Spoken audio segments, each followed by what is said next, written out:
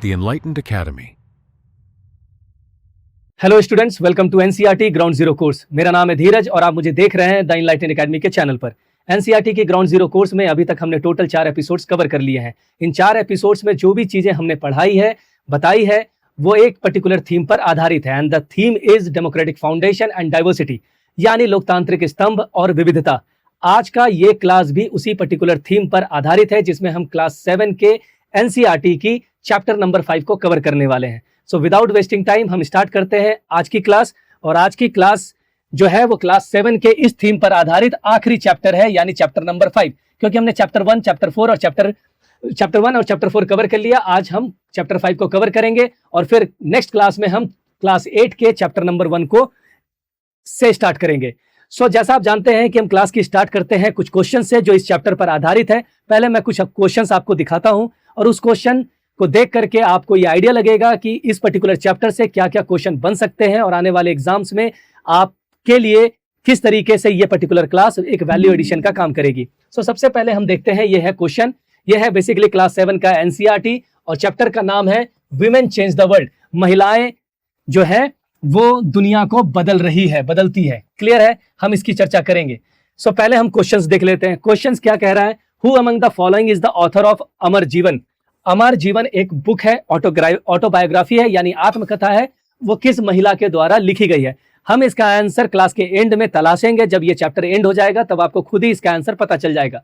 For as of now आप इन questions को अपने दिमाग में रखिए, क्योंकि जैसे जैसे आप पढ़ते चलेंगे आपको ये पता होना चाहिए कि इन सभी क्वेश्चंस के आंसर भी आपको साथ में सॉल्व करने हैं। मूव करते हैं नेक्स्ट क्वेश्चन में। Who among the following fought for the right of women and started a school for girls in Kolkata. निम्नलिखित में किसने महिलाओं के अधिकार के लिए लड़ाई लड़ी और कोलकाता में लड़कियों के लिए एक स्कूल शुरू किया? ये 4 नाम है और इसमें से वो कौन सी महिला थी जिन्होंने महिलाओं के शिक्षा के लिए, महिलाओं के शिक्षा की दिशा में उनके अधिकारों की रक्षा के लिए लड़ाइयां लड़ी और कोलकाता में फाइनली जाकर के एक स्कूल उन्होंने खोला है। ठीक है, नेक्स्ट क्वेश्चन। बेगम रुकैया सखावत हुसैन, ये एक लेडी का नाम है, Begum Rukaiya Sakhawat Hussain, started a school for girls in Kolkata in the year. जाहिर सी बात है, आप लास्ट क्वेश्चन को देख रहे होंगे तो आपको ऐसा समझ में आ रहा होगा कि बेगम रुकैया शेखावत इसका एक आंसर हो सकता है। और यहाँ पे आपको 4 लेडी का नाम बताया गया है, राज सुंदरी देवी, रुकैया शेखावत हुसैन, पंडिता रमाबाई और सावित्रीबाई फूले। ठीक है, तो जाहिर सी बात है आपको लग रहा होगा कि ये जो पर्टिकुलर बेगम रुकैया शेखावत हुसैन है उन्होंने ही कलकत्ता में एक स्कूल खोला है। लेकिन ये क्वेश्चन पूछ रहा है कि वो स्कूल कब खुला है। इसका भी आंसर हम चैप्टर के एंड के बाद देखेंगे। Which of the following is a method used by the women movement to raise awareness. महिलाओं के आंदोलन, महिलाओं ने जो भी आंदोलन किए हैं या महिलाओं के अधिकारों के लिए जो आंदोलन हुए हैं, उनमें महिलाओं ने और बाकी लोगों ने, जो भी फेमिनिस्ट लोग होते हैं, उन्होंने किस तरीके का यूज किया है उन आंदोलन में। क्लियर है, मूव करते हैं नेक्स्ट में। The term double burden refers to. Double burden का अर्थ क्या होता है? क्या women working both inside and outside the home, घर में भी काम करना, बाहर में भी काम करना, उसको डबल बर्डन कहा जाता है। Women carrying water and firewood, women working in the field and factories, women doing 2 jobs at the same time। इन चारों में से क्या सही जवाब होगा वो हम चैप्टर के एंड में देखेंगे। Now come to this question, who among the following established a school for girls in Kolkata in 1910। अब इस क्वेश्चन से समझ में आ रहा होगा कि दोनों क्वेश्चन जो अभी तक आपको दिखाए गए हैं उसका आंसर आपको पता चल गया होगा कि कोलकाता में जो स्कूल खुला है वो 1910 में खुला है। शायद जिसने खोला है वो बेगम रुकैया शेखावत हुसैन होगी। लेकिन अभी हमें आंसर तो समझ में आ रहा है, लेकिन हम एग्जैक्ट आंसर क्या है वो चैप्टर के एंड पे देखेंगे। ठीक है, चलिए हम चैप्टर स्टार्ट करते हैं और चैप्टर का नाम है वुमेन चेंज द वर्ल्ड। जैसा आप जान रहे हैं कि यहाँ पे जो भी टेक्स्ट लगाए गए हैं एनसीईआरटी के हिंदी और इंग्लिश में, वो आपको क्लियरली विजिबल नहीं होंगे। इसलिए बार बार मैं कहता हूं कि आप जब भी इस सेशन को देखें तो आप अपनी एनसीईआरटी की किताब अपने पास रखें और अपना पेन या पेंसिल अपने पास रखें। अगर आप नोटबुक में नोट्स बना रहे हैं तो आप उसे पेन से लिखते चले जाएं, और अगर आप बुक पे ही अपने नोट्स को ऐड करते चले जा रहे हैं तो आप वहां पे ही उसको लिखते हुए आगे बढ़िए, पेंसिल से लिखते हुए बढ़िए, कि आप एनसीईआरटी की जब बुक खोले तो आपको एक शॉर्ट में जिस्ट मिल जाए, जिससे आपको एग्जाम के टाइम पे तैयारी करना आसान हो जाए। क्लियर है? ठीक है, आपको पता है कि हमने जो लास्ट चैप्टर पढ़ा था उसमें हमने देखा था growing up as boys and girls. एक लड़का एक लड़की किस तरीके से एक समाज के अंदर बड़े होते हैं और जब जैसे जैसे बड़े होते हैं वो एक मेन और वुमेन में कन्वर्ट हो जाते हैं, जो एक सोसाइटी के द्वारा दिया गया टैग है। ठीक है, जबकि बायोलॉजिकली वो मेल या फीमेल ही बॉर्न होते हैं, लेकिन समाज ने उनको एक अलग तरीके से वर्गीकरण कर दिया। वर्गीकरण करने के साथ साथ उनको डिस्क्रिमिनेट करना शुरू कर दिया, उनके अधिकारों को छीनना शुरू कर दिया, और उसके बाद उनकी डिग्निटी और आइडेंटिटी को भी डिफाइन कर दिया गया। उसी चैप्टर का एक आगे का पार्ट है ये, जो बताना चाहता है कि किस तरीके से हमने लास्ट चैप्टर में देखा था कि महिलाओं के काम को किस तरीके से कोई वैल्यू नहीं दी जाती है और पुरुषों के काम को वैल्यू दी जाती है। लेकिन ऐसा भी हम एग्जाम्पल देखते हैं दुनिया में जहां पे महिलाओं ने दुनिया में बहुत कुछ बदला है, और उन्हीं के एग्जाम्पल्स हम इस चैप्टर में देखने वाले हैं। ठीक है, सो यहां पे एक टेबल दिया हुआ है और इसमें आपसे कुछ पूछ रहा है कि अगर आप जिस समाज में पले बड़े हैं, अगर जिस समाज में पले बड़े हैं उस समाज में teacher, farmer, factory worker, nurse, scientist और पायलट, इतनी कैटेगरी के जॉब्स अवेलेबल है। ठीक है, और आपको देखना है कि इन सभी जॉब्स में अक्सर कौन सी जॉब महिलाओं के लिए है और कौन सी जॉब पुरुषों के लिए है। बाय द वे, सारे जॉब ऐसे हैं जो महिला भी कर सकती है, पुरुष भी कर सकती है, लेकिन अगर हम नंबर्स में बात करें आज के समाज में, तो हमें ये इस पे फिगर आउट करना है कि कितनी महिलाएं हैं, कौन सी जॉब में ज्यादा महिलाएं हैं और कौन से जॉब्स में ज्यादा पुरुष है। इससे हमें एक चीज आइडिया लगेगा कि क्या उसके पीछे क्वेश्चन आपके मन में अराइज होगा कि आखिर ऐसा क्या कारण है कि ये सारे जॉब्स जो है महिलाएं लेती है और ये सारे जॉब्स जो है वो पुरुष लेते हैं।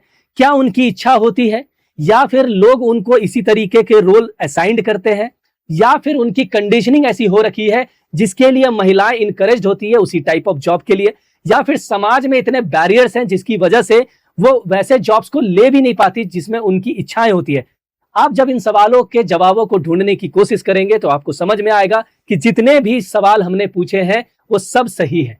क्यों सही है? क्योंकि समाज भी बैरियर लगाता है, एक विमेन की कंडीशनिंग भी ऐसी हो रखी होती है कि वो कुछ जॉब्स के तरफ अपनी ध्यान भी नहीं देते हैं क्योंकि उनको लगता है कि ये सारी जॉब्स पुरुषों का जॉब है।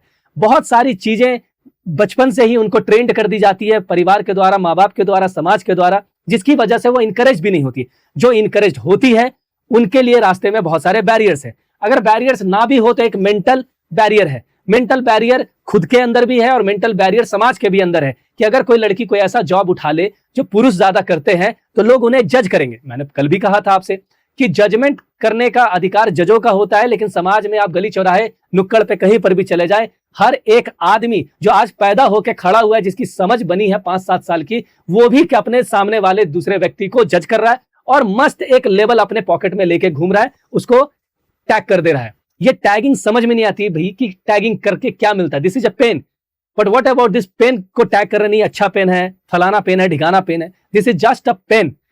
सो सबसे बड़ी प्रॉब्लम है कि समाज में जो उसके आसपास के पीयर ग्रुप के लोग होते हैं वो उनको जज करने लगते हैं और जजमेंट से इंसान डरने लगता है, आदमी मेंटली टूट जाता है, जिसके कारण वो जो चीज करना चाहता है वो कर नहीं पाता। जैसे बिहार झारखंड में जाएंगे, अगर कोई कह दे कि हम साइंस नहीं लेंगे और हम आर्ट्स पढ़ेंगे, हिस्ट्री पढ़ेंगे, तो समाज उनको जज करने लग जाता है। हो सकता है कि उसकी इंटरेस्ट हो उस सब्जेक्ट में, लेकिन नहीं पढ़ने दिया जा सकता है। गलतियां माँ बाप की भी नहीं है, माँ बाप की जो कंडीशनिंग हुई है उस तरीके से हो रखी है क्योंकि उनको यही समझ में आता है कि साइंस लेकर के ही जॉब्स अच्छे हो सकते हैं, मिल सकते हैं। फिर पता चलेगा इंजीनियरिंग करने के बाद वो फिर हिस्ट्री, ज्योग्राफी पढ़ रहे हैं और आईएएस। और वो जो माता पिता हैं वो भी बड़ा ही पेंडुलम की तरह डोलते रहते हैं। एक पॉइंट पे कहते हैं कि बेटा साइंस लो, पढ़ो कि इसमें जॉब अपॉर्चुनिटीज ज्यादा है, और जब वो इंजीनियर बन जाता है तो उसके बाद वही माँ बाप कहते हैं बेटा सरकारी नौकरी की तैयारी करो ना, बैंकिंग का करो, आईएएस का करो, जेपीएससी का करो, बीपीएससी का करो। और उनको ये पता नहीं होता कि इसके अंदर सिलेबस क्या है, हिस्ट्री ज्योग्राफी। जब यही करना था तो भैया पहले पढ़ लेते, पहले उसको पढ़ने देते हिस्ट्री। आज वो हिस्ट्री के फील्ड में मास्टर्स हो जाता, आज के डेट में उन सभी एग्जाम्स में उसको एक सब्जेक्ट दोबारा पढ़ना नहीं पड़ता। प्रॉब्लम इज दैट कि पीपल बहुत कम जानते हैं, लेकिन उनके पास इतना दूसरों के जीवन में फैसले लेने का अधिकार मिल जाता है जस्ट बिकॉज, क्योंकि वो माँ बाप है, माता पिता है, समाज है। ठीक है, so that's they has the ample amount of the power to impose on the, क्योंकि पैसा फाइनेंसेस घर वाले ही देंगे तो उनकी मर्जी चलेगी, आपकी मर्जी का कोई हिसाब किताब नहीं है भाई साहब। ठीक है, तो ये है हमारा समाज। खैर, तो इन्हीं सभी जब आप इस टेबल को भरेंगे तो आपको एक क्लियर पिक्चर मिल जाएगा कि हाँ कौन से जॉब्स महिलाएं करती है, कौन से जॉब पुरुष करते हैं। क्लियर है? ठीक है, जैसे फॉर एग्जांपल यहाँ पे आप देख रहे हैं कि महिलाएं प्लांटेशन में काम कर रही है और उसी टेबल को भरा गया है। मैम ने एक टास्क दिया था 30 चिल्ड्रन को, 30 चिल्ड्रन ने उसको भरा। टीचर में 5 लोग जो है, 5 पुरुष टीचर है, 25 महिलाएं टीचर। इसका मतलब क्या है कि महिलाएं अक्सर टीचर बनती है, फीमेल जो होती है टीचर बनना प्रेफर करती है। फार्मर जो होते हैं वो 30 लोग मेल पर्सन होते हैं और महिलाएं जो है वो फार्मर नहीं बनती, किसान नहीं बनती। जबकि अगर आप रूरल इंडिया में, रूरल एरियाज में जाकर के देखेंगे तो आपको महिलाएं भी खेतों में काम करते हुए दिख जाएगी। ठीक है, फैक्ट्री वर्कर में जाएंगे तो 25 पुरुष है, 5 महिलाएं हैं। नर्स में जाएंगे तो पुरुष है नहीं। हमें ये बुक काफी पहले लिखी गई है, इसलिए डेटा उस प्रकार से, लेकिन इसमें नंबर्स चेंज हो सकते हैं, लेकिन जो पिक्चर है वो मोर और लेस सेम है। आज के डेट में नर्स जो है वो लड़के भी बनते हैं। महिलाएं 30 नंबर पे है, साइंटिस्ट 25 लड़के हैं, 5 महिलाएं हैं। पायलट 27 लोग अगर पुरुष बनते हैं तो 3 महिलाएं बनती है। तो इस तरीके से 30 बच्चों ने अपना एक जो ऑब्जर्वेशन है समाज का उसको लिखा है और इस तरीके से एक आंकलन बताया है। ठीक है, क्या कारण है? कारण यह है कि अपॉर्चुनिटीज और बहुत कम है और रिजिड एक्सपेक्टेशन है। अपेक्षाएं दुखों का कारण है, ऐसा गौतम बुद्ध कह के गए हैं। लेकिन दुनिया में आप कहीं पर भी चले जाए, हर आदमी दूसरे इंसान से अपेक्षाएं लगा के बैठा हुआ है और दुखी हो रहा है। अपेक्षाएं इतना है कि भैया वो हमसे ऐसे बात करेगा, और जरा सा भी ऐसे से वैसे 2 वर्ड भी इधर उधर हो जाए तो आदमी का ईगो हर्ट हो जाता है। ठीक है, वो आता है क्लासरूम टीचर से पढ़ने के लिए, लेकिन वो ये अपेक्षा लेकर के आता है कि भैया टीचर ये एग्जाम्पल ना दे, हमारी पार्टी से संबंधित कोई एग्जाम्पल ना दे, क्योंकि हम तो फलानमा पार्टी को लाइक करते हैं, और उसका जो है इमेज आहत हो जाता है, ईगो आहत हो जाता है। एक्सपेक्टेशन ऐसा है कि जिसकी कोई हद नहीं है। ठीक है, घर वाले से लेकर के समाज का हर एक वर्ग अपने दूसरे आदमी से इस लेवल की एक्सपेक्टेशंस रख रखा है, जिसके कारण दुनिया, भारत देश में सब लोग दुखी हैं। इसी तरीके से महिलाओं से और पुरुषों से अलग अलग तरीके की अपेक्षाएं रखी जाती है। फॉर एग्जाम्पल, रोजी मैम ने, इस कहानी में आप समझिए कि रोजी मैम ने class due women as a nurses, कि वुमेन, महिलाएं जो होती है नर्सेस होती है, और मर्द जो होते हैं वो आर्मी ऑफिसर्स में ज्वाइन करते हैं। The reason they did this because they feel that outside the home to women are good at only certain job। कुछ महिलाएं, पहली बात तो ये कॉनोटेशन है कि महिलाएं घरों का काम कर सकती है, लेकिन अगर महिलाएं घर के बाहर जाके काम करेगी तो कुछ ही टाइप के जॉब करना उनको अलाउड होता है। और यही रीजन है कि मर्द आर्मी ऑफिसर बनते हैं और महिलाएं नर्सेस बनती है। नर्सेस क्यों बनती है? क्योंकि लगता है उनके अंदर ममता है, कंपैशन है, शांत स्वभाव की है, तो नर्स बनना उनको ज्यादा है क्योंकि चिड़चिड़ाएंगी नहीं। ठीक है, और आर्मी ऑफिसर क्या मस्कुलिन टाइप की है कि गोली चलाना है तो भैया वो मर्द ही बनेंगे। ठीक है, women are good at only certain job। For example, many people believe that, बहुत सारे लोगों को लगता है कि women make better nurses। women जो है अच्छी नर्सेस बनती है because they are more patient, बहुत पेशेंस रखती है और जेंटल होती है। This is link to the women role.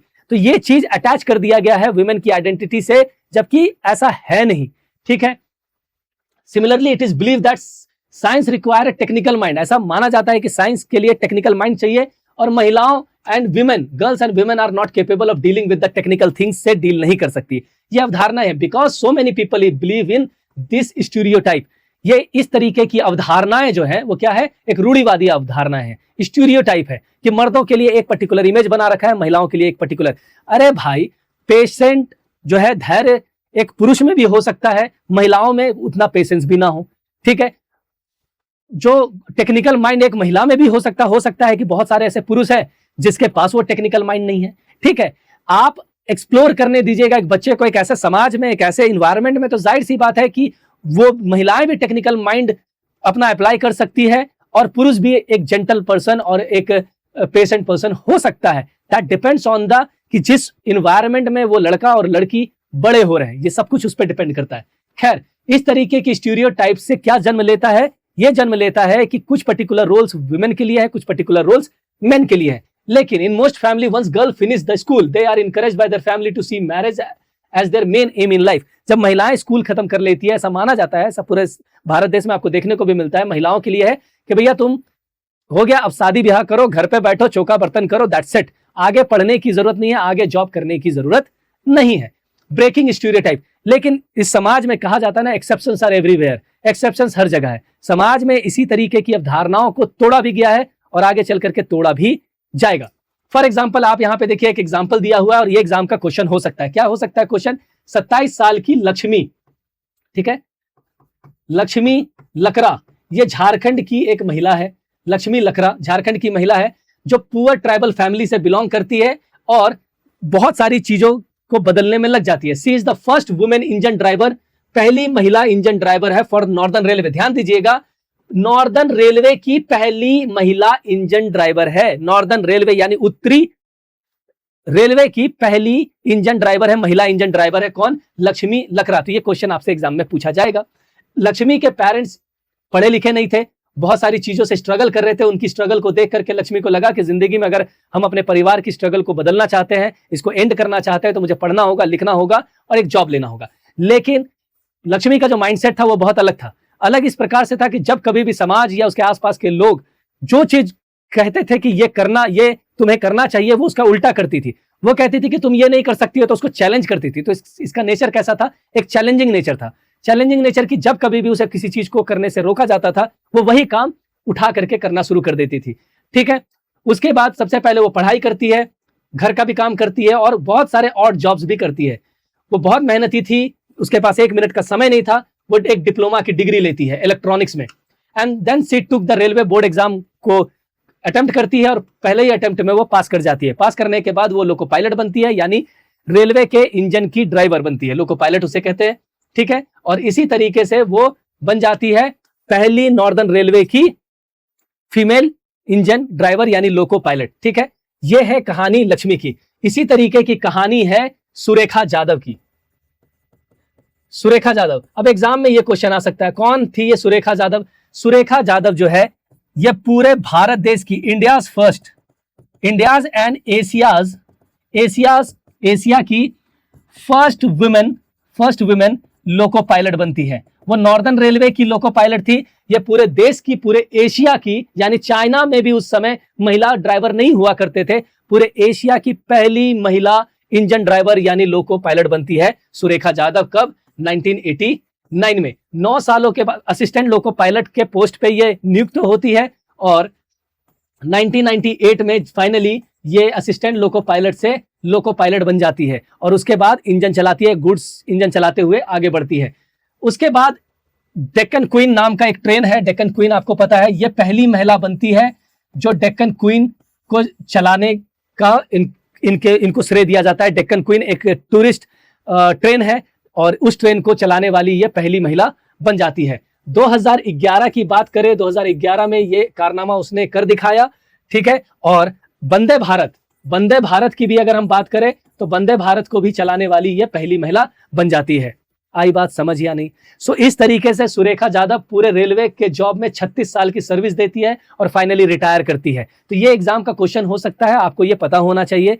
ठीक है, so she is the first women in India and Asia to drive the railways engine, या फिर she became the loco pilot in 1989। ठीक है, और इसी को श्रेय है डेक्कन क्वीन से लेकर के वंदे भारत तक चलाने का श्रेय दिया जाता है कि she is the first women to drive all this trains in India. Clear है? उसके बाद ये रिटायर हो जाती है। आई बात समझ?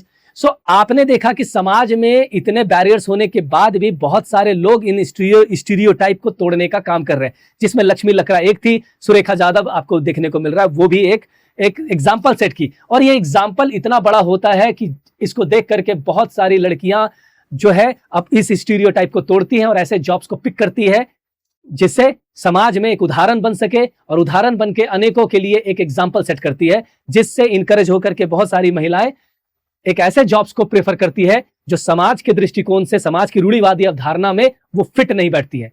क्लियर बात है? ये चीज देख रहे हैं उसी तरीके। और ये समाज की अवधारणा सिर्फ महिलाओं के लिए नहीं है, ऐसी अवधारणाओं में पुरुष भी पिसते हैं। पुरुषों के लिए क्या अवधारणा है? पुरुषों के लिए अवधारणा है कि वही जॉब करेंगे, वही कमाएंगे। तो एक प्रेशर भी होता है मेल पर्सन में, वही घर में 4 लोगों के उनके ऊपर डिपेंडेंट होंगे, उनको जॉब लेना तभी जाकर के उनकी शादी होगी।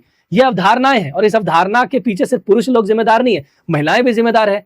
ठीक है, कि भैया पुरुष जो है वो कमाने वाला होना चाहिए। हम बेरोजगार भी हैं बट कोई फर्क नहीं पड़ता, इट्स ओके, इट्स फाइन। इस वजह से क्या है कि पुरुषों के ऊपर एक मेंटल प्रेशर बहुत ज्यादा होता है, और यह प्रेशर इस कहानी में भी दिखता है कि जब जेवियर एक लड़का है, जब बहुत खुश रहता है कि जब उसका क्लास 10 का रिजल्ट आता है, उसके मार्क्स साइंस और मैथ्स में अच्छे नहीं थे, लेकिन उसके हिस्ट्री और लैंग्वेज पेपर में काफी अच्छे मार्क्स थे। वो दौड़ करके घर जाता है और अपने मम्मी पापा को बताता है, तो मम्मी कहती है कि my goodness Xavier, you have managed only 65 marks, सिर्फ 65% मार्क्स आए हैं मैथ्स में, और योर मार्क्स इन फिजिक्स में बहुत कम है। आई नो ममा, लेकिन मेरे मार्क्स आप देखो हिस्ट्री में कितने अच्छे हैं, और मुझे मैथ्स और साइंस पढ़ना भी नहीं है, आगे जाके मुझे हिस्ट्री पढ़ना है। ठीक है, why do you want to take history? तुम हिस्ट्री क्यों पढ़ना चाहते हो? थिंक अबाउट योर फ्यूचर, तुम अपने फ्यूचर के बारे में सोचो। You have to get a good job, ये प्रेशर है, तुम्हें एक अच्छा नौकरी चाहिए, और नौकरी के लिए मैथ्स और साइंस जरूरी है। History will not help, history तुम्हारी कोई मदद नहीं करेगा। इट हैज नो स्कोप, इसका कोई स्कोप नहीं है आगे चल करके। But I don't like maths और साइंस, बट मुझे नहीं पसंद है। बी सेंसेबल, नहीं पसंद और पसंद से क्या लेना देना है, बहुत कुछ लोगों को पसंद नहीं होता है, सो बी प्रैक्टिकल, ठीक है। टेक मैथ्स और साथ में कंप्यूटर की भी पढ़ाई करो side by side. The job market for computer is very good. Job market जो है कंप्यूटर के लिए काफी अच्छा है। समाज के अच्छे वर्ग को, एक वर्ग को लगेगा कि भैया माँ बाप भी बच्चे के करियर के बारे में बहुत चिंतित है। देखिए माँ बाप की सिर्फ नीयत अच्छी हो सकती है, उनके एक्शंस अच्छे हैं या नहीं है ये डिपेंड करता है, उनके जो कंडीशनिंग है वो अच्छे हैं या नहीं वो डिपेंड करता है। माँ बाप की नीयत के अलावा हर एक चीज क्वेश्चनेबल है, दैट डिपेंड्स कि वो क्या है, ठीक है। अब जबरदस्ती आप इस बच्चे को हिस्ट्री से हटा के मैथ साइंस पढ़ा दो, आपकी नीयत है कि वो सेटल हो सकता है कि वो हिस्ट्री से भी सेटल हो जाए, हो सकता है वो एक्टर बन के सेटल हो जाए, हो सकता है वो क्रिकेट खेल के सेटल हो जाए, हो सकता है कि वो कुछ और कर ले जो वो करना चाहता है, लेकिन माँ बाप के प्रेशर की वजह से उसे वो करना पड़ता है जो नहीं करना चाहता है। और अगर बच्चा डिफाई कर गया माँ बाप से, तो जाहिर सी बात है कि वो माँ बाप उसको नालायक बेटा, गैर आज्ञाकारी बेटा, घर का सबसे बिगड़ा हुआ बेटा ये मान करके एक टैगिंग कर देंगे, ठीक है। क्यों? क्योंकि माँ बाप भी उसी बच्चे से अपनी इज्जत डिराइव कर रहे हैं और कहेंगे कि मेरा तो समाज में बहुत इज्जत है। भाई कोई इज्जत नहीं है। अगर इज्जत होती तो आप अपने इज्जत से, अपनी आइडेंटिटी से चीजों को डिराइव करते, अपने बच्चों की आइडेंटिटी से नहीं। आप अपने बच्चों के सक्सेसफुल और नॉन सक्सेसफुल होने पे खुशी और दुखी हो सकते हैं, लेकिन जब बात इज्जत पे आ जाती है, और वो इज्जत कौन देता है आपको? समाज। तो समाज को दिखाना है कि मेरा बेटा क्या कर रहा है। समाज में अगर 10 घर हैं और 10 घर के लोग 9 लोग हिस्ट्री लेने लग जाएंगे, उस समय वही माँ, यही माँ, जेवियर की माँ कहेगी कि भैया तुम हिस्ट्री लो बेटा, साइंस क्यों ले रहे हो? साइंस में कोई स्कोप नहीं है बेटा, हिस्ट्री लो। तो अब उस दिन आपको समझ में आएगा कि आखिर खेल आपके स्कोप और आपके फ्यूचर का नहीं है, माँ बाप के अपने स्वार्थ का है, जिस स्वार्थ से वो अपनी इज्जत अपने बच्चों के कंधों से डिराइव कर रही है। क्यों? क्योंकि they can't able to do what they have to do, so that's why they are putting the pressure on the children कि तुम्हें ये करना है और ये नहीं करना है। ये भी एक सामाजिक प्रेशर होता है। क्लियर है? अब लर्निंग फॉर चेंज, चेंज के लिए क्या है? Going to school is an extremely important. सबसे बड़ी बात है कि समाज में, दुनिया में इन स्टीरियोटाइप को तोड़ने के लिए सबसे ज्यादा जरूरी चीज क्या है कि आपको शिक्षा चाहिए। अब शिक्षा के लिए आपको स्कूल जाना होगा और स्कूल में भी अच्छी शिक्षा अवेलेबल होनी चाहिए। इस चीज की गारंटी सरकार की करनी चाहिए। आज सोनम वांगचुक बैठे हुए हैं अनशन पर और पूरे देश में किसी को कोई फर्क नहीं पड़ रहा। शिक्षा व्यवस्था के लिए लड़ रहे हैं लेकिन देश में किसी को कोई फर्क नहीं पड़ रहा। वो इंसान मर जाएगा, लेकिन उसके बावजूद भी सब लोग मजे ले रहे हैं। ठीक है, क्यों? क्योंकि या तो वो लोग डरे हुए हैं या तो उनको फर्क नहीं पड़ता, क्योंकि उनके पास टाइम है रील्स स्क्रॉल करने का। क्लियर है? खैर, तो स्कूल जाना इंपॉर्टेंट है सभी चिल्ड्रन के लिए, लेकिन कितने लोग हैं जो स्कूल जा पाते हैं? ठीक है, today it is difficult for us to imagine that school and learning could be seen as out of bound और नॉट अप्रोप्रिएट। आज के डेट में तो स्कूल चलो फिर भी पहुंच जाते हैं, चले भी जाते हैं, लेकिन एक ऐसा जमाना था कि पढ़ाई करना ही अपने आप में एक चैलेंज होता था, स्कूल जाना ही अपने आप में चैलेंज होता था। Most children learn the work their families और एल्डर्स डिड। वो काम वहीं से सीखते थे जो उनके परिवार और उनके बड़े बुजुर्ग उनको सिखा के जाते थे। गर्ल्स के लिए सिचुएशन एकदम खत्म सा था, वर्स था। It in communities that taught son to read and write. एक ऐसी समाज थी हमारे समाज देश दुनिया में जहां पे, और आज भी है, कि जहां पे लड़कों को पढ़ाया जाता था, लिखाया जाता था, लेकिन लड़कियों को अलाउ ही नहीं किया जाता था कि वो पढ़े और लिखे, यहां तक कि अल्फाबेट्स भी पढ़े। Even in families where skills like pottery, जहां पे स्किल्स का भी सिखाया जाता था, माँ बाप बच्चों को स्किल सिखाते थे, वो स्किल्स महिलाओं को नहीं सिखाते थे। क्यों? क्योंकि लगता था कि महिलाओं के लिए स्किल्स है ही नहीं। जैसे पॉटरी का एक एग्जांपल लिया है, यानी कुम्हार का एक एग्जांपल लिया है। कुम्हार के लिए महिलाएं, लड़कियां मट्टी ला सकती है, उसको पानी डाल सकती है, लेकिन चाक को चलाने का राइट नहीं है। चाक कौन चलाएगा? लड़का चलाएगा, और जो चाक चलाएगा वही कुम्हार कहलाएगा, उसी के पास स्किल होगी। तो लड़कियां इस तरीके से बस साइड सपोर्टिंग रोल करते रहती थी और उसको किसी चीज का क्रेडिट नहीं मिलता था। For example, in pottery trade women collected the mud and prepared the earth for pots, but since they do not operate the wheel, they were not seen as potter. उसको पॉटर की तरह देखा ही नहीं जाने लगा। 19th सेंचुरी में many new ideas about education and learning emerge हुआ। 19वीं शताब्दी में पढ़ाई की जो एक ललक थी या पढ़ाई के जो एवेन्यूज थे वो खुलने लगे। School became more common, schools खुल गए। Communities had never learned reading and writing.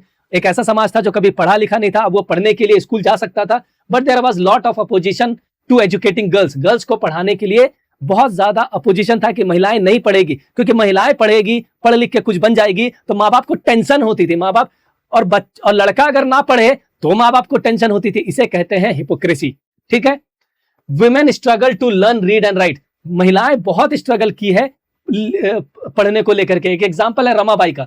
Ramabai, ये पिक्चर है, उसकी बेटी है, with his daughter champion the cause of women education के लिए उन्होंने बहुत संघर्ष किए।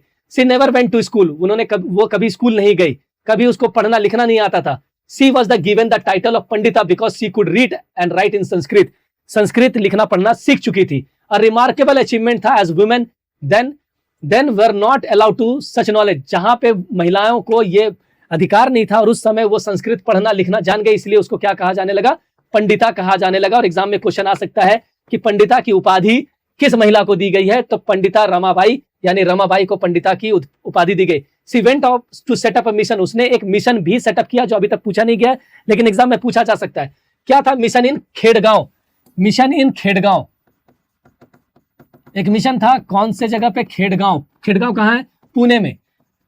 पुणे में एक मिशन सेटअप की जिससे महिलाओं को स्किल की ट्रेनिंग दी जा सकती है, उसको पढ़ाया जा सकता है। और ये कब शुरू किया गया? 1898 में, 1898 में, ठीक है। वेयर विडोज, यानी जो विधवाएं महिलाएं हैं, गरीब महिलाएं हैं, उनको इंकरेज किया गया not only to become literate, कि आप सिर्फ पढ़िए मत, इंडिपेंडेंट भी होइए।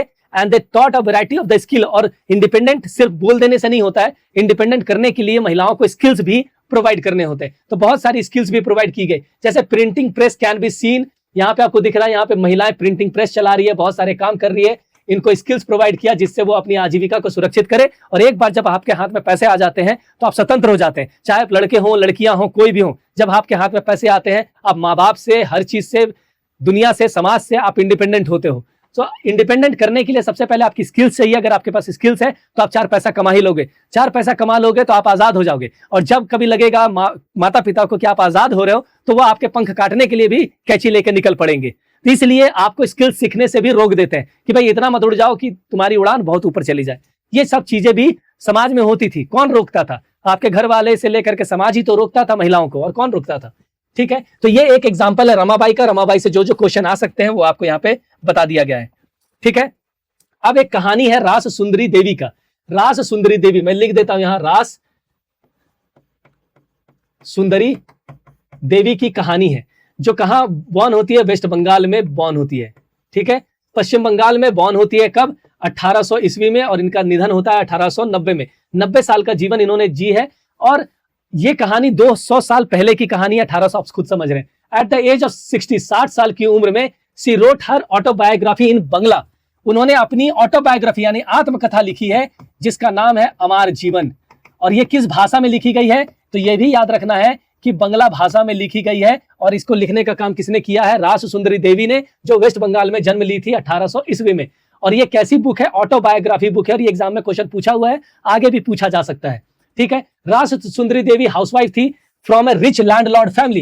Eight time it was believed that women learn to, if a women learn to read and write she would become bad luck. ऐसा माना जाता था कि एक महिला अगर पढ़ लेती है, लिख लेती है, तो उसके घर में मिसफॉर्च्यून आएगा, मतलब अभिशाप हो जाएगा, जिससे हो सकता है कि वो विधवा भी हो जाए, उसके पति का निधन हो जाए। ऐसी अवधारणाएं थी। और जाहिर सी बात है, इस डर में कौन चाहेगा कि भाई मेरा पति मर जाए, कौन चाहेगा कि समाज में किसी का बेटा मर जाए। इस वजह से कोई भी महिलाओं का हिम्मत नहीं होता था कि किताब को उठा करके पढ़े। लेकिन ऐसी अवधारणाएं और ऐसे डर के माहौल में भी रास सुंदरी देवी ने चुपके से पढ़ना लिखना शुरू किया।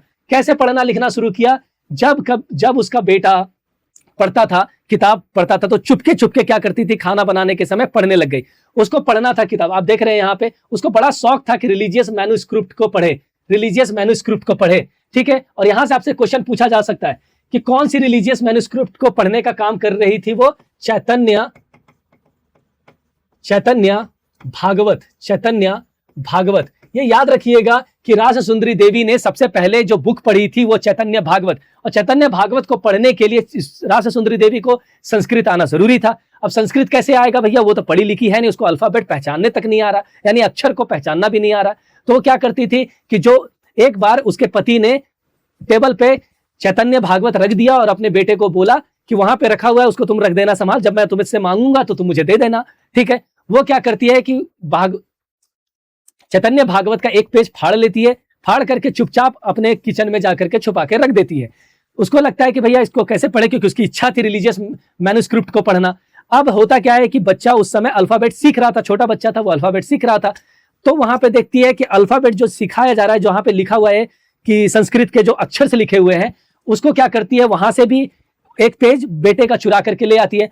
अब उस अल्फाबेट यानी अक्षर को उस किताब के अक्षरों से मिलाती है। इसे एक एक करके आप सोच लीजिए किस लेवल का स्ट्रगल की होगी रास सुंदरी देवी चैतन्य भागवत को पढ़ने के लिए। अब एक एक अक्षर को मिला मिला करके देखती थी, मैच करती थी। इसमें उसको एक पेज पढ़ने में ना जाने कितने महीने लग गए और जा करके वो फाइनली आइडेंटिफाई की। आप समझ में आया कि भैया इसको प्रोनाउंस कैसे करते, तो चुपचाप सुनती थी, देखती थी, धीरे धीरे करके वो इसी तरीके से एक एक पेज करके जब उसको अक्षर समझ में आ गया, उसके मतलब समझ में आ गए, और उसके बाद जब उसको मैच करना सीख गई, तो इस तरीके से वो चैतन्य भागवत को पढ़ना स्टार्ट कर दी। पढ़ते पढ़ते वो पूरा चैतन्य भागवत पढ़ ली। आई बात समझ या नहीं? ठीक है। और यहीं से उसकी कहानी शुरू होती है, और इतना जाते जाते वो चुपके से इतना पढ़ लेती है कि 60 साल की उम्र में अमर जीवन कहानी लिखती है, और अमर जीवन में वो इन सभी कहानियों का जिक्र करती है कि किस तरीके से उन्होंने अपनी पढ़ाई करी। आई बात समझ? ठीक है। तो ये है रास सुंदरी देवी की कहानी। Now come to the third one, हम तीसरी कहानी पढ़ते हैं। Today both boys and girls attend school in large number, yet we will see there still remain differences between education of boys and education and girls. India has a census, हर 10 साल में census होता है, और इससे हमें पता चलता है कि कितना पुरुष पढ़ा लिखा है और कितनी महिलाएं पढ़ी लिखी है। हाँ या ना, यह आपको देखने को मिलता है। ठीक है, दिख रहा है आपको? अब एक कहानी जो है यहां पे है रुकैया शेखावत हुसैन का। हम तीसरी कहानी पढ़ते हैं रुकैया शेखावत हुसैन का, और उसका dream about lady land. Lady land एक उसकी जो लेडी लैंड एक उसकी है, यानी लेडी लैंड का एक सपना आता है उसको। Rukaiya Shekhawat Hussain was born in a rich family who owned a lot of land. उसके पास बहुत सारे जमीन थी, तो उसको जमीन के बारे में पता था। उसे उर्दू पढ़ना आता था, लिखना भी आता था, लेकिन उसको रोका गया बांग्ला सीखने से, इंग्लिश सीखने से। ऐसा क्यों किया गया? ऐसा इसलिए किया गया क्योंकि समाज में लोगों को लगता था कि अगर बांग्ला और इंग्लिश सीख लेगी तो महिलाएं जो है वो बहुत सारी दुनिया में, वेस्टर्न वर्ल्ड और बहुत सारी चीजों की जानकारी उसे हो जाएगी, she will be expose to the world about. और जिससे क्या है कि उसके मन में बहुत सारे चीजों की इच्छाएं डेवलप हो सकती है। इस वजह से बांग्ला और इंग्लिश पढ़ना उसको अलाउड नहीं था। ठीक है। English was seen as a language that would expose girls to a new ideas which people thought were not correct for them, जैसा लोगों को लगता था कि उनके लिए सही नहीं है। ठीक है। Rukaiya learn to read and write English and Bangla, लेकिन चुपके से वो बांग्ला भी सीखी, इंग्लिश भी सीखी, with the support of her Elder brother and Elder sister. अपने बड़े भाई और अपनी बड़ी बहन की मदद से उसने ये की, सीख ली। और सीखने के बाद उन्होंने एक बहुत बेहद कहानी लिखी, अच्छी कहानी लिखी, जिस कहानी का नाम था सुल्ताना ड्रीम। सुल्तानाज ड्रीम। याद रखिएगा, ये क्वेश्चन आपसे एग्जाम में पूछा जा सकता है कि who wrote a story named Sultana dream. Sultana dream जो है, सुल्ताना का स्वप्न, किसने लिखा है? तो रुकैया शेखावत हुसैन ने लिखा है। कब लिखा है? 1905 में लिखा है। तो ये भी आपको याद रखना है कि 1905 में लिखा है। वुमेन कॉल्ड, और ये कहानी थी एक लड़की की जिसका नाम था सुल्ताना, जो एक ऐसे जगह पे पहुंचती है, एक ऐसे प्लेस पे पहुंचती है जिस प्लेस का नाम था लेडी लैंड।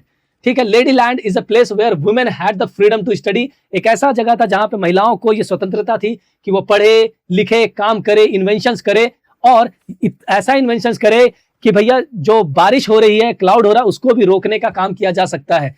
और वहां पे जो मर्द है वो सिक्लूजन में रहते हैं, क्योंकि वहां पे मर्दों के लिए ऐसी कोई चीजें नहीं थी। Their aggressive guns and other weapon of war defeated by the brain power of women.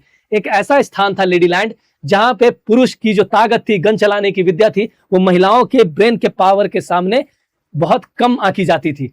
ठीक है। तो ये एक सपना था, लेकिन जैसे उसको रियलाइज होता है कि वो जो लड़की थी सुल्ताना, वो जैसे उसकी बहन आ जाती है सिस्टर सारा, तब अचानक सुल्ताना का ड्रीम टूट जाता है, सपना टूट जाता है, और लेडी लैंड का जो सपना था वो खत्म हो जाता है। लेकिन यही कहानी उसने अपनी सुल्ताना ड्रीम में बताई है। ठीक है। तो ये चीज आपको याद रखना है एग्जाम के पॉइंट ऑफ व्यू से। आगे चल करके 1910 में उन्होंने ना तो स्टोरी लिखने के साथ साथ उन्होंने एक कोलकाता में एक स्कूल भी खोला लड़कियों के लिए, जो लड़कियों को शिक्षित कर सकती है। 1910। अब आपको समझ में आ रहा होगा कि जो अभी हमने चैप्टर स्टार्ट करने से पहले क्वेश्चंस कराए थे वो यहां से ही पूछे गए हैं, इसलिए आपको बहुत सारी चीजें याद रखनी है। 3 स्टोरीज है, 3 स्टोरीज से रिलेटेड बहुत सारे क्वेश्चन है। ठीक है।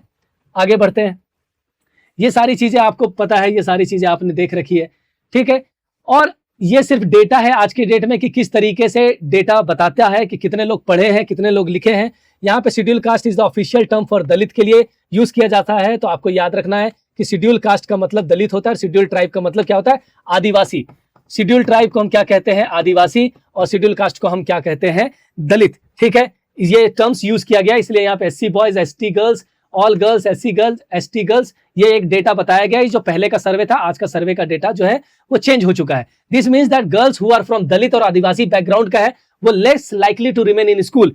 यानी दलित महिलाएं, आदिवासी महिलाएं, जाहिर सी बात है कि वो स्कूल का चेहरा या स्कूल में पढ़ाई कम कर पाती है। ये एक डेटा आपको बताने का काम कर रहा है। इसलिए जरूरी है कि हम ऐसे जो डाउन समाज के जो निचले वर्ग के लोग हैं, जो समाज में दबे हुए वर्ग के लोग हैं, जो महिलाएं दबे हुई वर्ग की लोग हैं, उनको उठाने का काम किया जाए। इसके लिए शेड्यूल कास्ट और शेड्यूल ट्राइब की महिलाओं को शिक्षा देना जरूरी है।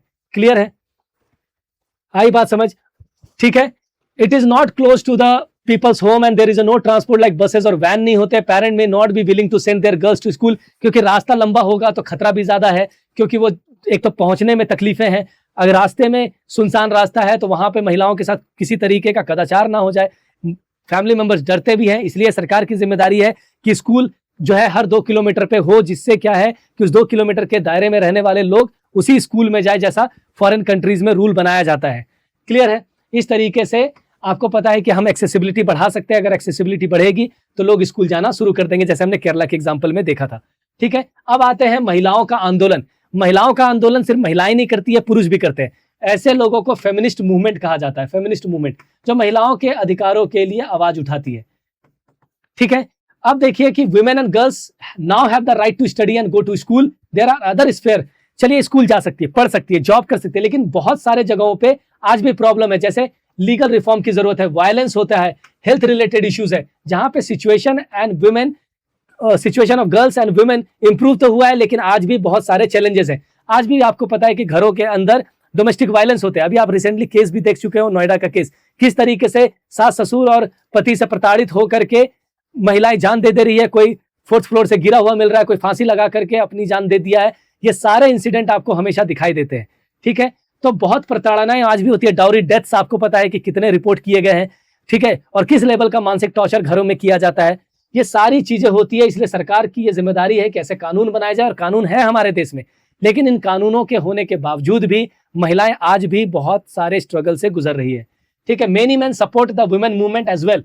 The diversity, passion and effort to those involved makes it very vibrant movement. और छोड़िए ना साहब, आज तो शिक्षा के लिए लोग आवाज उठा रहे हैं, लेकिन उस मूवमेंट में लोग शामिल नहीं हो रहे, उस मूवमेंट में का सपोर्ट नहीं कर रहे हैं, जिस मूवमेंट में आज 19 दिनों से सोनम वांगचुक बीमार और भूख हड़ताल पर बैठे हुए हैं, और उनकी हालत ऐसी हो चुकी है कि वो बचेंगे कि नहीं बचेंगे, इस पे भी एक सवालिया निशान लगा हुआ है। और सरकार के कान में एक जू नहीं रेंग रही है, और लोगों के किसी भी लोगों के कान में जू नहीं रेंग रही है। कोई सेलिब्रिटी कोई कुछ नहीं बोल रहा है। क्यों नहीं बोल रहा? कहाँ गया वो सारी कहा ताड़ू वाले वैभव सूर्यवंशी? कहाँ गया ईशान किशन? कहाँ गया आपके रोल आइकन विराट कोहली? कहाँ है हमारे the god of cricket Sachin Tendulkar? कहाँ है हमारे the big B Amitabh Bachchan? कहाँ है हमारे ये सेलिब्रिटी अक्षय कुमार? कहाँ हैं लोग? अंबानी के बेटे की शादी होगी, उसमें पहुंच जाएंगे सब। प्रॉब्लम उनकी नहीं है, प्रॉब्लम आपकी है, क्योंकि इन लोगों को सुपरस्टार और रोल मॉडल आपने बनाया है। आपने बनाया है। जब आप ऐसे आदमी के हाथ में राम मंदिर को सौंप देते हैं जो चंदा चोरी करते हैं, आपने सौंपा है, प्रॉब्लम वहां है। ऐसे लोगों के हाथों को रोल मॉडल बना देते हैं, इंस्टाग्राम पे करोड़ों अरबों का फॉलोइंग कर देते हैं विराट कोहली जैसे लोगों के, प्रॉब्लम आप में है। आप में है, क्योंकि आपने इनको रोल मॉडल बनाया। और आज ये आपके आवाज के लिए, आपके किसी भी चीजों के लिए एक शब्द नहीं बोलते हैं। उनके अपने रीजन है कि वो क्यों नहीं बोलते, क्योंकि वो भी डरे हुए हैं साहब, बहुत डरे हुए हैं। पनामा पेपर उठा लीजिए, दुनिया भर के पंडोरा बॉक्स का आप इन्वेस्टिगेशन उठा लीजिए, सब शांत है। कहां गए सोनम वांगचुक के लाइफ पर आधारित जो कैरेक्टर था Phunsukh Wangdu Aamir Khan? Where is Aamir Khan? Where is Salman Khan? Where is Shahrukh Khan? Where are all this actors? Where are all this cricketers? नहीं है ना? मुझे पता है कि कोई नहीं आएगा। क्यों नहीं आएगा? क्योंकि प्रॉब्लम यह है कि आपने उनको रोल मॉडल बना दिया। सबसे अच्छा तरीका है unfollow them from all the social media handles, unfollow them from everywhere, don't watch their movies, जो लोग आ रहे हैं उनकी मूवीज देखे, boycott them. When you started boycotting all this bullshit, role model जिसको आपने बना रखा है, समाज में परिवर्तन वहां से आता है, मगर आप वो कर नहीं पाएंगे। क्यों? पता नहीं। ठीक है, आप एक 17 साल के वैभव सूर्यवंशी को स्टार बना देंगे, वो उसकी स्ट्रगल है, हाँ वो बन गया स्टार, आप उनको स्ट्रगल कहिए कि हाँ ठीक अच्छी बात है, बट आप उनको रोल मॉडल बनाते हैं और फिर वही रोल मॉडल आपके मारे जाने पर, आपके कुचले जाने पर, आपके एग्जाम कैंसिल होने पर, आपके सुसाइड पर किसी भी तरीके से एक शब्द नहीं बोलेंगे जो उनका मैच देखने जाते हैं। Problem is this. कहां हैं ये लोग? आपने बनाया है रोल मॉडल, आपने, हमने नहीं बनाया, आपने बनाया है। आपने इतने मिलियन फॉलोअर्स बना दिए हैं सबके, आप जाते हो फिल्में देखने, आप बनाते हो। कहां गए हमारे आदित्य धुरंधर? कहां गए हमारे रणवीर सिंह, देश की चिंता करने वाले? कहां गए वो सारे के सारे? Where are they? Why they are not speaking up for the cause of a scientist, the scientist who is dying, उनके कहानी पे फिल्में बना करके करोड़ों करोड़ कमा लिए हैं director and actors and producers.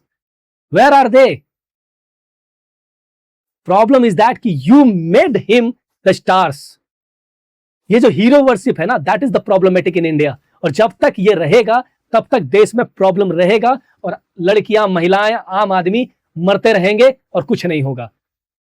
Petrol में इथेनॉल मिला करके किया जाएगा, बिकॉज ये स्थिति है हमारे देश की। नीट एग्जाम कैंसिल होगा, हर एग्जाम कैंसिल होगा, हर एग्जाम में चोरी होगी, धांधली होगी, करप्शन होगा, मास लेवल का करप्शन होगा, but no one is going to stop that. That is the problem, because you made each and every one as a role model. Politician से लेकर के सबको हीरो बना दिया और ये लोग सब पीआर टीम लेकर के घूम रहे हैं। दैट इज द प्रॉब्लम कि you can't able to find out कि कौन आपके लिए बात कर रहा है, कौन आपके। आप बात करो ना आम आदमी की, भाई आप खुद आम आदमी हो और आप बात कर रहे हो करोड़पतियों की। आम आदमी हो करके आम आदमी की बात नहीं कर रहे हो, आम आदमी हो करके बात कर रहे हो खास आदमी की। Problem is this. तो जब इतिहास के पन्नों में आप खास आदमी को गिनती में लाने लगोगे, उसकी बातें याद करने लगोगे, उसके जाप करने लगोगे, तो आपका खुद का वजूद स्टेक पे है। Problem is this. Unfollow them, all of them. मुझे पता है कि वीडियो की रीच बहुत ज्यादा नहीं जाएगी, लेकिन द प्रॉब्लम इज दिस। इसलिए यू हैव टू अंडरस्टैंड कि what is going on in India. इसके लिए आप जिम्मेदार हैं। You people are responsible for all this bullshit happening in this country. ठीक है, और जब भी हुआ है the people are responsible for all this type of operations, all this type of atrocities जो हो रहा है। मणिपुर पे आप आवाज उठाए, फर्क पड़ता है आपको? Problem is this. When I am saying, आप लोग जो लोग कर रहे हैं बहुत अच्छी बात है, जो लोग नहीं कर रहे हैं, but you have to understand, hero worship से कुछ नहीं होने वाला। Nothing, never. जिन सोशल मीडिया इन्फ्लुएंसर्स को आप फॉलो करते हो, क्यों नहीं बात कर रहे हैं वो? Problem is this. ठीक है, और प्रोटेस्ट करेंगे। आज तो कर तो रहे हैं, उस समय भी प्रोटेस्ट हो रहे थे, आज भी हो रहे हैं। कभी महिलाओं के लिए होंगे, कभी शिक्षा के लिए होगा, कभी करप्शन के लिए होगा। ये होता रहेगा। क्यों? क्योंकि खत्म नहीं हो रहा। क्यों नहीं हो रहा? क्योंकि लोगों का एटीट्यूड नहीं है इसे खत्म करने का। खैर, ठीक है, तो बहुत सारे लॉस पास किए गए हैं महिलाओं के लिए। ये वो सेक्सुअल हैरेसमेंट को लेकर के विशाखा गाइडलाइन है, आपको पता होना चाहिए। विशाखा गाइडलाइन है जो सुप्रीम कोर्ट ने जारी किया था।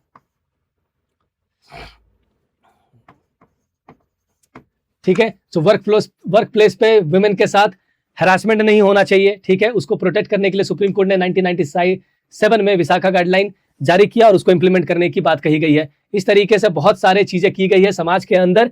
ठीक है, अब यहाँ पे आप देख रहे हैं कि Satya Rani, an active member of the women movement sitting on the steps of Supreme Court, surrounded by the legal file gather during the course of a long legal battle to seek justice for her daughter who was murdered for dowry.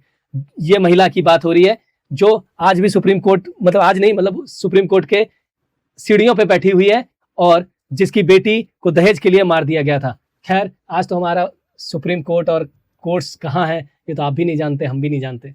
खैर, protesting, तो ऐसे बहुत सारे protest किए जाते हैं जहां पे raise women movement work is to raise public awareness on the women right issue. पहले तो लोगों को पता होना चाहिए। स्ट्रीट प्ले करते हैं, गाने सुनाते हैं और पब्लिक मीटिंग अरेंज करते हैं जिससे वो अपनी आवाजों को बुलंद कर सके। ये सब तरीका होता है प्रोटेस्ट करने का, और आज भी समाज में लोग प्रोटेस्ट कर रहे हैं अलग अलग चीजों के लिए।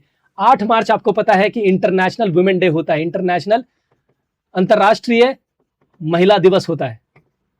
8 मार्च को सेलिब्रेट किया जाता है। ठीक है, और ये आपको बताया गया है यहाँ पे शोइंग सॉलिडारिटी। ये बस पिक्चर्स हैं, आप देख लीजिए, और ये है last page of the chapter. Clear है? तो इस चैप्टर से जो भी क्वेश्चंस आते हैं पूछे गए हैं, आप इसको सॉल्व कर सकते हैं। नाउ मूव टू द, हम उन सभी क्वेश्चन पे वापस मूव करते हैं जो क्वेश्चन आपसे को मैंने चैप्टर स्टार्ट होने से पहले लगाए थे। अब इसका आंसर आप कर सकते हैं। Who among the following is the author of the book Amar जीवन? अमर जीवन किसने लिखा है? आपको पता होना चाहिए। अमर जीवन लिखा है रास सुंदरी देवी ने। क्लियर है? अमर जीवन किसने लिखा है? रास सुंदरी देवी। आपको जस्ट बताया गया था कि किस तरीके से वो पढ़ना लिखना सीखी और उसके बाद उन्होंने ये चीज लिखा है। ठीक है, move to the next one. Who among the following fought for the right of the women and started a school for the girls in Kolkata? Rukaiya Sakhawat Hussain ने स्कूल खोला है कोलकाता में। Move to the next one. Begum Rukaiya Sakhawat Hussain started school for girls in Kolkata in the year 1910। 1910 में ये खोला है उन्होंने स्कूल। Which of the following is a method used to women movement to raise awareness? Street play, song and public meeting. तीनों है यानी D, all of the above. ठीक है, अभी जस्ट हमने देखा। द टर्म डबल बर्डन क्या होता है? डबल बर्डन का होता है women doing two jobs at the same time. ठीक है, sorry women working both inside and outside the home, इसको कहते हैं डबल बर्डन। ठीक है, दोहरा बोझ। Next one is who among the following establish the school for girls? Again Begum Rukaiya Sakhawat Hussain.